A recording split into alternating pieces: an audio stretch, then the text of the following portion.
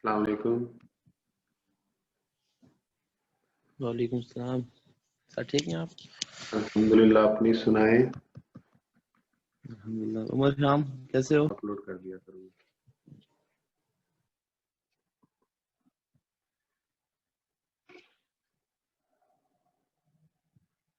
अभी वाली भी हो रही है रिकॉर्ड। चले ठीक है, बस अभी स्टार्ट करते हैं, बाकी फिर बाद में दिख जाएगी।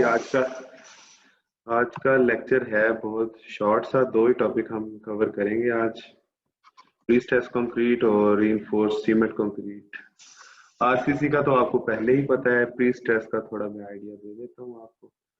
कुछ टॉपिक्स इन्होंने एक्सक्लूड कराए थे, वो मैंने इंक्लूड नहीं किए इसमें, जो कोविड के बाद आपकी नई आउटलाइन बनी हुई थी। अच्छा सर, उसमें किसी को मसला अब तो नहीं रहा जो असाइनमेंट मैंने दी थी? वो सारी कंप्लीट हो गई थी, लिख दी थी हमने।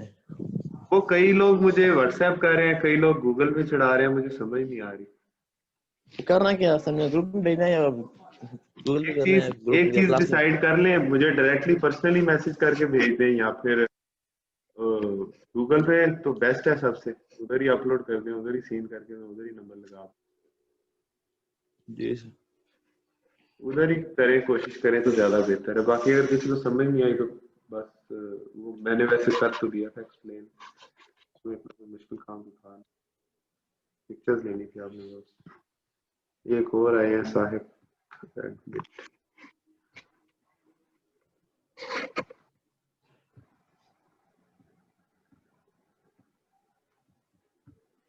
शहरियार अहमद।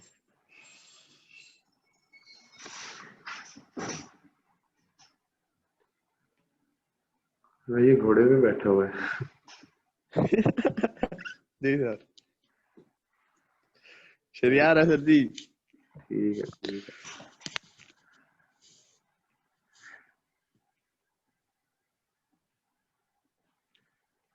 शहरियार कैसे हैं आप?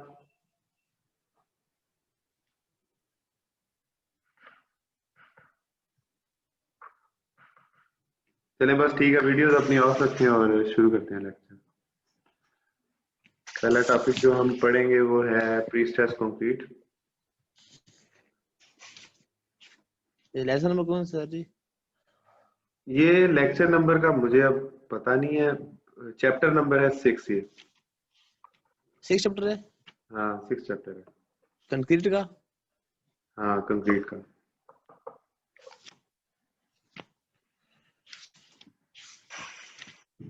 Pre stress concrete. हाँ जी बिल्कुल।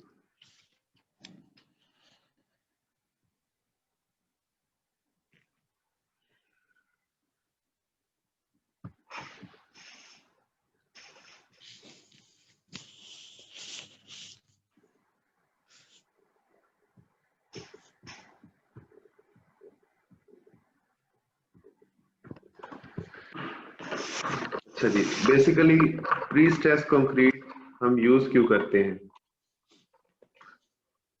प्री स्ट्रेस कंक्रीट का मतलब है जो अंदर रीइंफोर्समेंट होती है कंक्रीट में, उसको पहले से ही हम प्री स्ट्रेसिंग कर देते हैं। उसकी प्री स्ट्रेसिंग से मुराद है उसे पहले ही टेंशन में खींच देते हैं, ऐसे पकड़ के। खींचने के काफी सारे तरीके हैं, वो आगे हम पढ़ेंगे। बेसिकली दो ही तरीके हैं, लेकिन खैर खींचने का मकसद आपको पता होना चाहिए, यानी कि उसमें टेंशन क्यों देनी है हमने, वो पता होना चाहिए आपको। उसके बहुत सारे फायदे हैं। लेट्स से ये इस फिगर को देखें अगर आप लोग,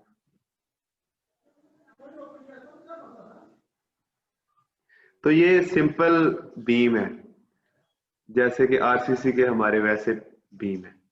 इसमें इधर रीइंफोर्समेंट होगी, ऊपर से अगर लोड लगेगा तो ये नंबर 2 फिगर की तरह ये डिफ्लेक्ट हो जाएगा और इसके इधर क्रैकिंग वगैरह आ जाएगी, जाहिर सी बात है।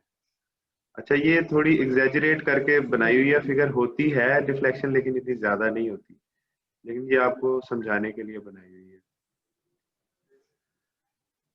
खैर ये सिंपल जो आरसीसी के बीम है ये उनकी कंडीशन है। अच्छा, अब अगर उसमें प्री स्ट्रेसिंग कर दी जाए, पहले से ही उसे टेंशन में खींच दिया जाए, जो वायर्स अंदर या रीइंफोर्समेंट की बार्स हैं उनको पहले से ही टेंशन दे दी जाए, तो उसकी शेप पहले से ही इस तरह की होती है, अपवर्ड, यानी कि वो मूव कर जाता है पहले से ही।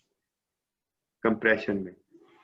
तो फिर जब लोड लगता है तो वो बिल्कुल स्ट्रेट रहता है, फिर उसमें डिफ्लेक्शन नहीं होती। तो यानी कि दो फोर्सेस आपस में कैंसल आउट कर देती हैं एक दूसरे को। पहले इसमें कोई फोर्स नहीं थी, जो सिंपल बीम था उसमें, तो इसने इसको डिफ्लेक्ट ही करना था, जाहिर सी बात। लेकिन जो प्री स्ट्रेसिंग वाला बीम होता है उसमें पहले से ही हम टेंशन इंड्यूस कर देते हैं, तो जो बाद में फोर्सेस की वजह से टेंशन या कंप्रेशन आती है वो उसको कैंसल आउट कर देती है, उसके इफेक्ट को। तो ये बेसिकली इसका फायदा है। इसमें हमें जो बीम का साइज है वो इतना बढ़ाने की जरूरत नहीं है। वैसे अगर हमने डिफ्लेक्शन कम करनी हो, इस तरह की शेप को अवॉइड करना हो, तो ज्यादा डीप बीम देते हैं, यानी कि उसकी जो डेप्थ होती है वो हम बढ़ाते जाते हैं, ये वाली डायमेंशन डेप्थ।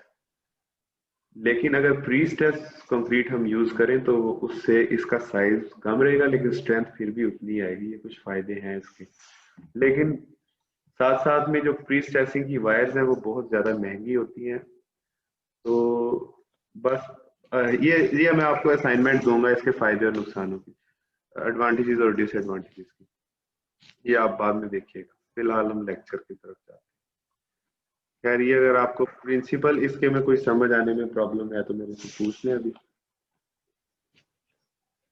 कि पहले से ही इसमें टेंशन दे देनी है हमने, और फिर उसके बाद दोबारा से कोई आए फोर्स तो वो उसे कैंसिल आउट कर देती है। ये सिंपल सा इसका प्रिंसिपल है।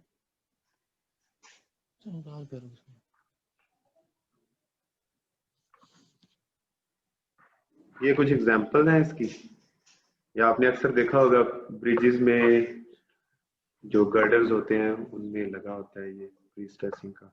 आगे मैं इसको बताता हूँ कैसे उन्होंने किया होता है। बेसिकली जो प्री कास्ट स्ट्रक्चर्स हैं उनमें ये ज्यादा यूज होता है। प्री कास्ट स्ट्रक्चर इसीलिए, प्री कास्ट का मतलब क्या है जी? प्री कास्ट का मतलब है पहले ही बना लें आप किसी साइट पे आरसीसी मेंबर को, और फिर उठा के उधर जस्ट जाके अटैच कर दें। आजकल ज्यादा कंस्ट्रक्शन जो ब्रिजेस की हो रही है वो इसी तरह हो रही है, कि पहले ही साइट पे बना लेते हैं और फिर उधर जाके उसे बस उधर अटैच कर देते हैं। तो ज्यादा इन कामों में ये यूज हो रहा है। अच्छा, मेथड्स इसके दो हैं। उस्मान आफ्ताब साहब भी आ गए हैं। अच्छा, मेथड्स इसके दो हैं प्री स्ट्रेसिंग करने के। एक प्री टेंशनिंग है, एक पोस्ट टेंशनिंग है। करनी हमने टेंशन प्रोवाइड, वो प्री करें या पोस्ट करें, पहले करें या बाद में करें, तो ये दो तरीके हैं, नाम से ही जाहिर है। प्री टेंशनिंग का मतलब है कि आपने, ये इस फिगर से ज्यादा अच्छी तरह आपको समझ आएगी, कि फार्म वर्क लगाना है आपने पहले ही। स्टील, ये रेड जो आपको नजर आ रही है ये स्टील की बार्स है, ठीक है। ये आपने पहले ही प्रोवाइड कर देनी है, और फिर उसके बाद ऊपर उसके कंक्रीटिंग कर देनी है। पहले ही प्रोवाइड करके एक हाइड्रोलिक जैक होता है, उसकी मदद से आपने इसको दोनों साइडों से ऐसे टेंशन में दे देना है जैक की मदद से। उसके बाद इसके ऊपर कंक्रीटिंग करनी है, और फिर जनाब इसमें जो स्ट्रेसेस आएंगी वो प्री टेंशनिंग हो जाएगी पहले से इसकी। ये इसका एक पहले तरीका है।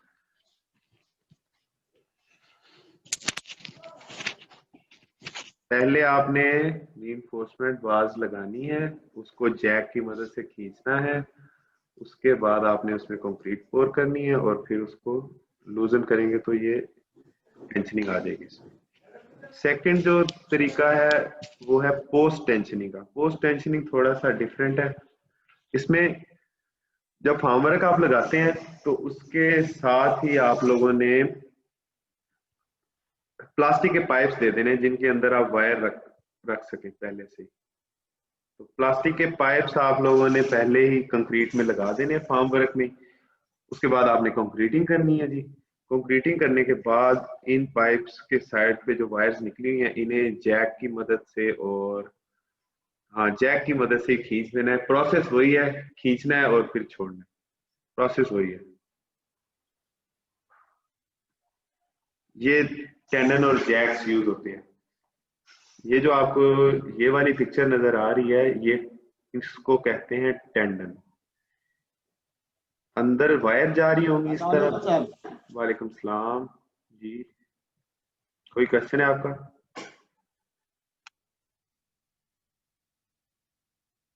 आपका माइक्रोफोन ऑफ है। लेक्चर रिकॉर्ड भी हो रहा है साथ साथ। जी जी, रिकॉर्ड हो रहा है साथ साथ। जी सर, थैंक यू सर।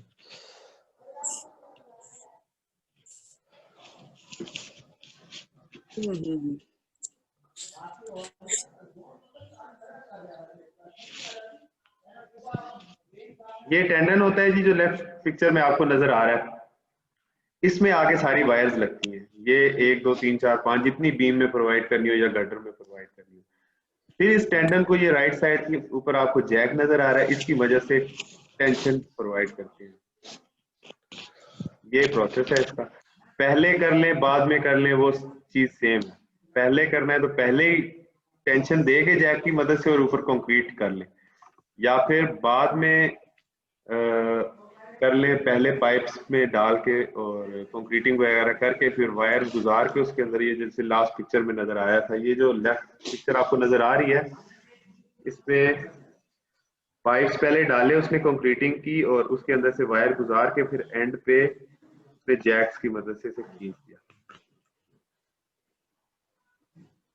अच्छा, ये बस आपका इसमें यही इंक्लूडेड है। उसके अलावा जो थे ना टॉपिक, इसके प्रिंसिपल थे कुछ साइंटिस्ट के, ये जैसे मैंगल का और ली मैकॉल का, ये एक्सक्लूड कर दिया उन्होंने। ये नहीं अब मैं आपको पढ़ाऊंगा, कोरोना की वजह से एक्सक्लूड कर दिया उन्होंने, तो इसका कोई नहीं है फायदा।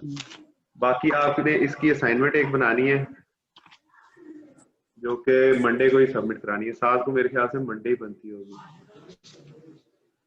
एडवांटेज 7। असाइनमेंट में क्या, असाइनमेंट कौन सी होनी चाहिए सर जी?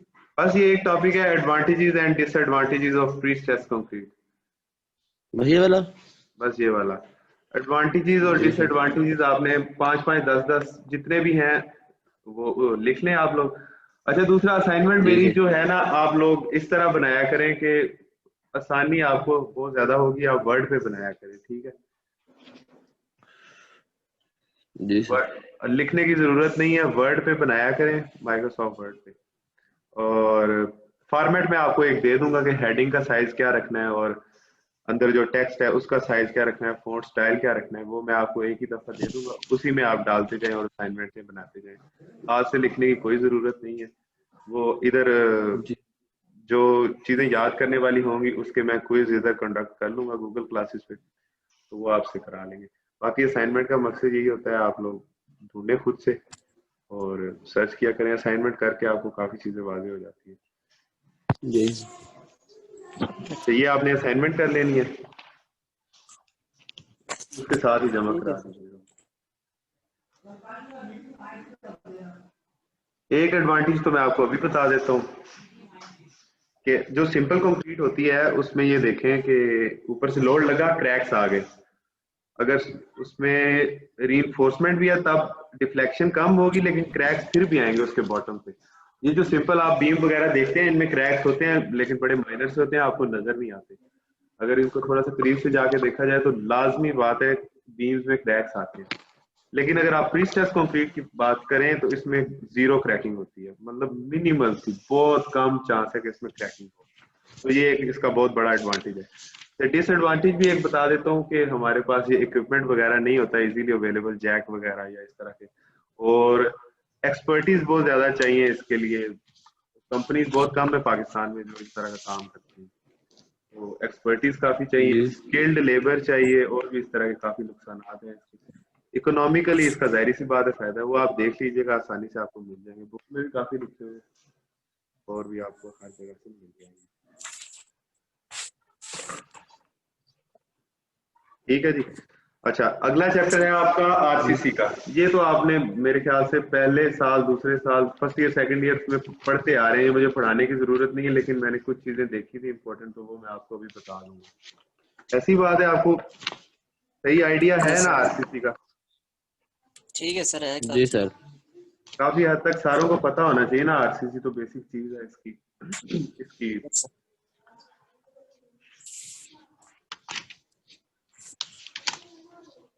तो जो इम्पोर्टेंट चीजें हैं वो मैं आपको बता देता हूँ। बेसिकली हम, ये सवाल बड़ा इम्पोर्टेंट है कि कंक्रीट के अंदर हम रीइंफोर्समेंट डालते क्यों हैं। क्योंकि कंक्रीट टेंशन में वीक होती है और स्टील जो होता है वो टेंशन में बहुत स्ट्रांग होता है, तो इसलिए इन दोनों को कंबाइन करके एक मटेरियल बनाया गया है जिसे आरसीसी कहते हैं, रीइंफोर्स्ड सीमेंट कंक्रीट। ये हामिद साहब भी आ गए, इनको भी एडमिट कर लेते हैं। तो इसलिए इनको दोनों को मिला के एक मटेरियल बनाया गया है जिसे आरसीसी कहते हैं, स्टील और कंक्रीट को। बस ये इसकी बेसिकली रीजन है कि concrete is weak in tension, so we provide steel for that purpose. Steel is very strong in tension. ये आपको पता है, आपने टेस्ट भी मेरे ख्याल से किए होंगे कंक्रीट के ऊपर, कंप्रेसिव स्ट्रेंथ के और इसके ऊपर, स्टील के ऊपर। कंक्रीट की टेंसाइल स्ट्रेंथ कंप्रेसिव स्ट्रेंथ से 10 टाइम्स कम होती है, इतना वीक होता है कंक्रीट टेंशन में, इसलिए स्टील इसमें प्रोवाइड करता है। खैर ये छोटी सी बात मैंने आपको बतानी थी। उसके अलावा जनाब, हाँ, स्टील की आप बात कर लेते हैं। ये एक होती है प्लेन बार्स और एक होती है डिफॉर्म्ड बार्स, ये भी आपको पता है। प्लेन बार्स आजकल बहुत कम यूज हो रही है। बहुत कोई फारिग सा काम हो ना, जैसे आगे शेड वगैरह बनाने हैं या जिसमें बहुत मतलब लोड आ ही नहीं रहा, बिल्कुल इनसिग्निफिकेंट किस्म का, ना होने के बराबर लोड आ रहा है, उधर हम प्लेन बार्स यूज करते हैं या फ्लोर्स में कभी कभी कर लेते हैं, लेकिन आजकल ये बहुत कम यूज हो रही है। बस ये सिंपली डिफॉर्म्ड बार ही यूज हो रही है जिनका आपको आइडिया है, डिफॉर्म्ड बार का आइडिया है। अच्छा, मेन इंपॉर्टेंट बात मैंने आपको इसमें बतानी थी ग्रेड्स की।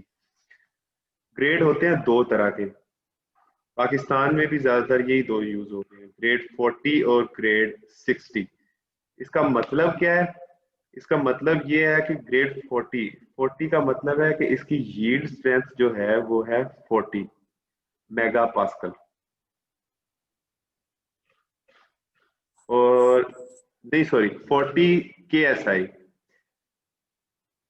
किप्स पर स्क्वायर इंच, और 60 का मतलब है 60 KSI इसकी है यील्ड स्ट्रेंथ। अब इनकी स्ट्रेंथ का आपको अंदाजा है? कोई मुझे बता सकता है कि ये यील्ड स्ट्रेंथ क्या होती है? नो सर, कोई अंदाजा नहीं है। कोई अंदाजा नहीं। आप लोगों ने टेस्ट परफॉर्म किया है स्टील के ऊपर कभी?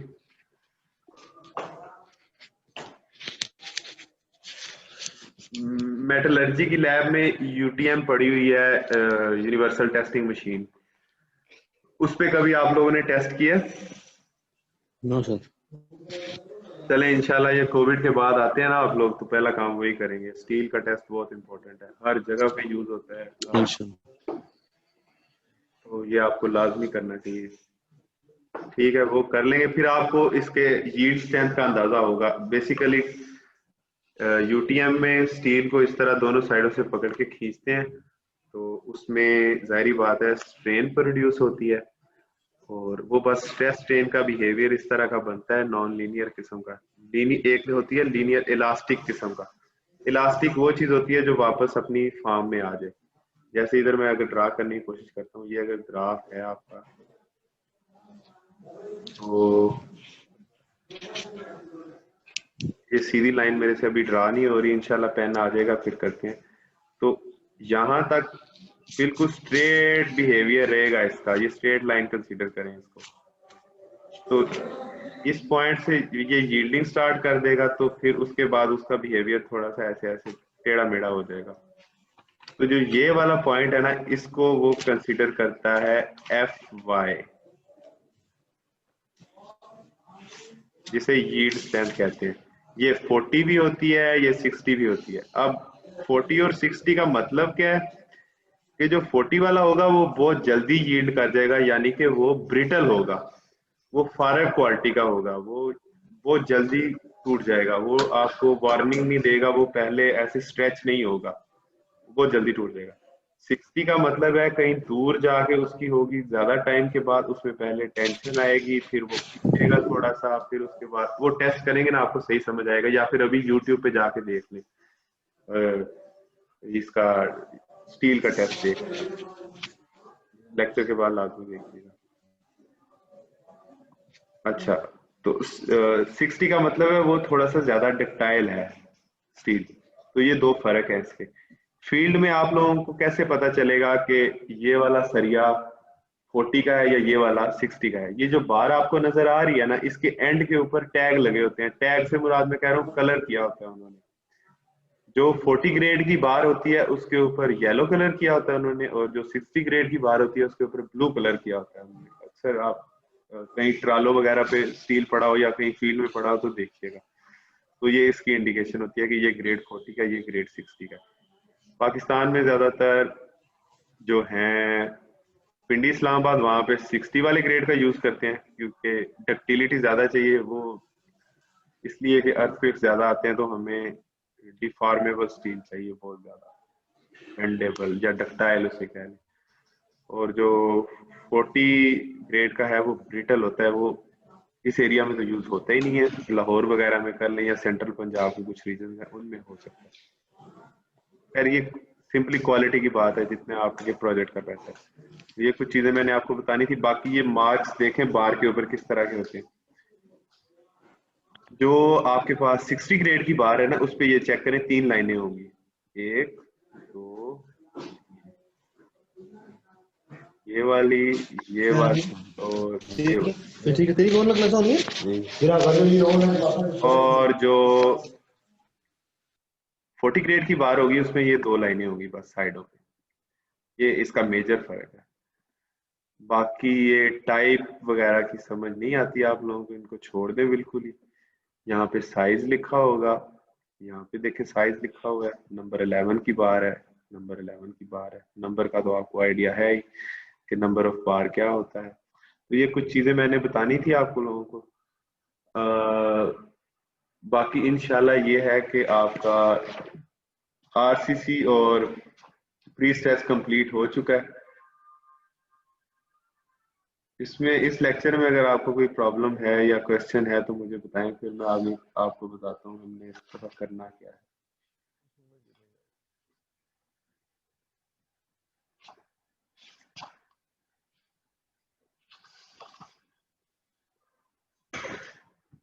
कोई क्वेश्चन है किसी का?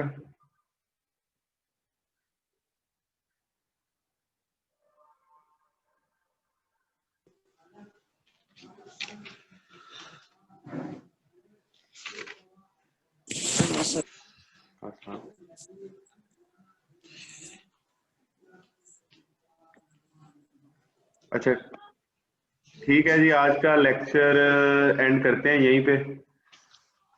ठीक है। 6 और 7 चैप्टर थे आज जी, 6 और 7 चैप्टर थे आज। 6 और 7 चैप्टर थे। 7 मैंने बस इंट्रोडक्शन दिया आप लोगों को। बाकी जो जो चीजें साथ साथ डिजाइन के साथ आती जाएंगी वो उसी में कवर हो जाएंगी, फिक्र ना करें आप लोग। असाइनमेंट दूंगा आप लोगों को। जी सर। तो वैसे आप सर पढ़ते ही यार जी। सर वो बाकी जो कल वाला हाइड्रोलिक्स का था, हाँ उसमें सर काफी समझ नहीं आई। वो भी अगर इस तरह ऑनलाइन हो जाए तो बेहतर नहीं रहेगा? जी, मैं वही सोच रहा था, आप शुरू में आए नहीं है। मैंने दानियाल से डिस्कस किया था, हम लोग करेंगे उसको भी, उसका भी कोशिश करेंगे सारे लेक्चर ऑनलाइन हो। और नंबर 2 पेन वगैरह भी आ रहे हैं, मैंने मंगवाया खुद से। पेन आ जाएगा तो और अच्छा हो जाएगा, आपको इधर ही बोर्ड बन जाएगा स्क्रीन के ऊपर ही, और आप लोगों को इधर ही मैं न्यूमेरिकल भी करा दिया करूंगा। ठीक है जी सर। सर। तो ये लेसन नंबर बस 4 आप की लोग हम आपस बाद में में करेंगे। कोऑर्डिनेशन करें, ठीक है? ठीक है सर। और एक प्लान बनाएं इस चीज का।